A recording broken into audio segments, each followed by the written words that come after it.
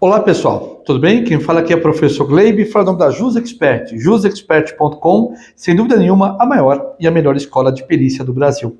Mas o tema de hoje eu quero abordar exatamente sobre a arbitragem da Lei 9.307 de 96. Vamos falar um pouquinho sobre esse assunto e as tendências, o que se vislumbra nessas condições? Vamos lá. Bom, em primeiro lugar, deixa eu me apresentar para aqueles que não me conhecem. Eu sou advogado há mais de 20 anos, sou árbitro há mais de 10. Inclusive, terminamos agora em junho do ano passado o nosso doutorado dentro da área de arbitragem. Estou fazendo atualmente o pós-doutorado também nessa área e tenho mais de 100 livros escritos. A JusExpert hoje, sem dúvida nenhuma, gente, é uma das maiores escolas de cursos livres que nós temos no Brasil. Então pedimos que você, obviamente, entre em nossos canais e, consequentemente, tenha acesso aos mesmos. Bom, agora eu quero falar para vocês, primeiro, quem pode ser árbitro? A Lei 9.307 de 96 não deixa dúvidas. Qualquer pessoa maior e capaz que tenha, obviamente, meus caros amigos, o aceite dos envolvidos, poderá ser árbitro. Mas afinal de contas, professor, para que serve a arbitragem? Para a gente poder entender. Vou explicar isso olhando aqui para você. A arbitragem, gente, ela funciona da seguinte forma. Vamos imaginar que nós estamos fazendo um contrato de compra e venda, que tecnicamente se chama venda e compra. E normalmente no final desse contrato não se coloca uma cláusula que se fala assim: em caso de conflito será procurado o fórum da cidade. Nós vamos tirar essa cláusula e vamos colocar uma cláusula arbitral, que no curso eu ensino. Pode ser cheia, pode ser vazia. Normalmente a gente pede que seja feita a cheia. Ou seja, fica escolhido pelas partes o árbitro fulano de tal, RG, CPF, e-mail, tal, que será o responsável para sanar eventuais conflitos nesse contrato. Basicamente é isto. Tá? Em linhas muito gerais, basicamente é isso que nós desenhamos. Pois bem, professor, diante dessas condições, nós estamos diante do quê, professor? Diante dessas condições, o que eu quero frisar aqui a todos vocês, meus caros, o seguinte, que esse árbitro, ele estará apto a ser o juiz dessa causa. Ele tem um prazo de 180 dias para determinar a sentença, a decisão. Muito prático agora com você. Inclusive, eu escolhi o local, que é a mesa de reunião, para que você possa entender. Aqui do lado, nós temos, obviamente, a tela. Essa tela, ela fica de frente para as partes. Normalmente o autor, o réu e os seus advogados, caso tenham. Aqui atrás fica o árbitro, no caso, nós. Consequentemente, tudo que eu vou fazendo desse lado vai mostrando nessa tela para os envolvidos. Então vamos lá. Foi feito um contrato e existe alguma rusga, algum conflito nesse contrato. Consequentemente, o árbitro será acionado. Pode ser por carta, pode ser por e-mail, pode ser por WhatsApp, perdão, pode ser por telefone. Ótimo. E a parte vai relatar o que está acontecendo. O árbitro vai receber essa informação e vai informar a outra parte, para que ambas compareçam numa audiência, que pode ser presencial, como inclusive tem até uma mesa, uma cadeira aqui ao lado, poderia sentar aqui a pessoa, como pode ser virtual. As duas têm total validade, sem problema nenhum. Diante deste contexto, prezados amigos, quero frisar aqui para todos vocês. O árbitro, ele vai, obviamente, ouvir o autor, ele vai ouvir o réu vai apresentar a sua defesa também, princípio do contraditório, da ampla defesa, enfim, todos os elementos, e o árbitro, que é o juiz da causa, por isso que se dá o nome de competência, que é exatamente a competência que o árbitro tem para resolver esse conflito. Diante desse contexto, o árbitro deu a sentença. A parte é obrigada a respeitar? É, porque se não for, aí a parte que obviamente tem que receber procura o Poder Judiciário Estatal já para expedir mandado de penhora, busca e apreensão, alguma coisa.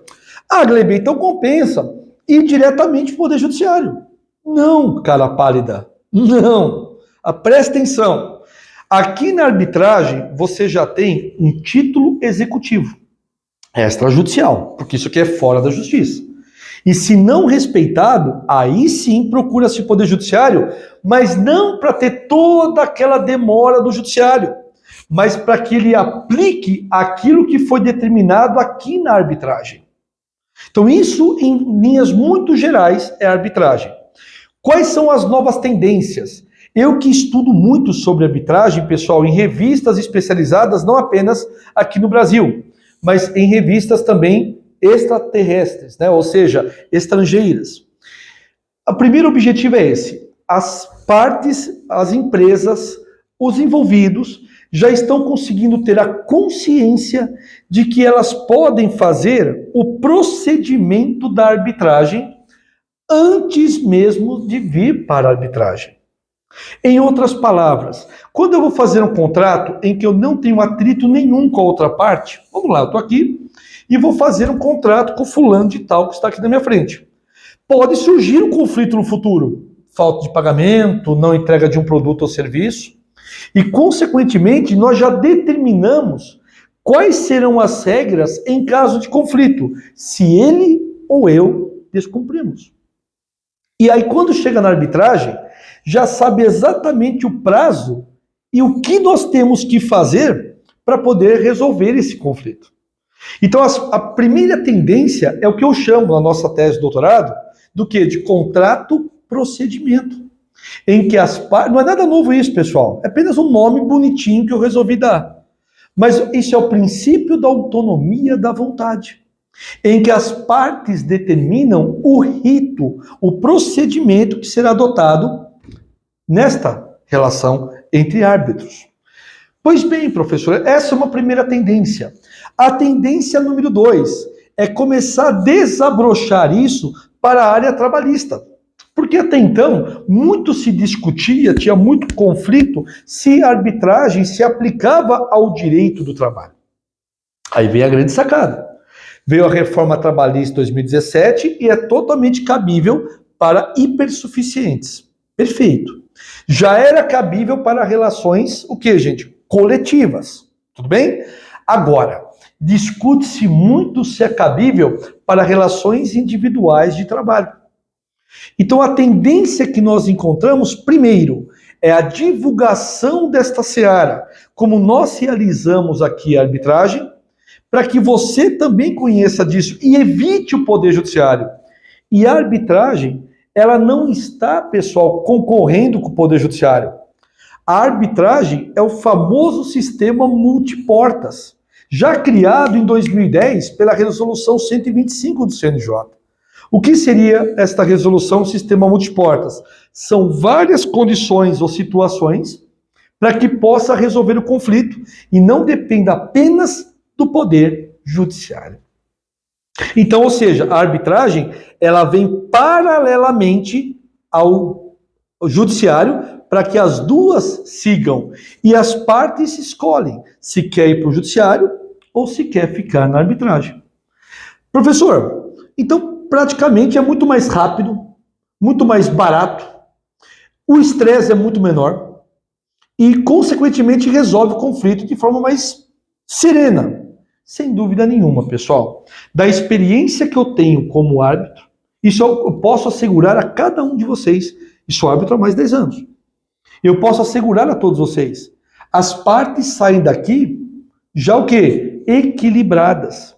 Muitas vezes diferente do Poder Judiciário, em que você tem uma decisão, muitas vezes, que prejudica demais o outro, pelos seus erros, evidentemente, mas cria o quê? Além de um desequilíbrio, uma quebra pessoal entre os envolvidos. E a arbitragem tenta realmente sanar isso. Professor, eu quero saber mais sobre esse assunto. Bom, pessoal, peço que vocês acessem o site jusexpert.com, porque logo mais nós teremos um curso completo em que eu vou ensinar tudo isso para cada um de vocês. Pessoal, muito obrigado, que Deus abençoe a todos. É um prazer estar aqui compartilhando conhecimento e divulgando essa seara que é a arbitragem. Até mais.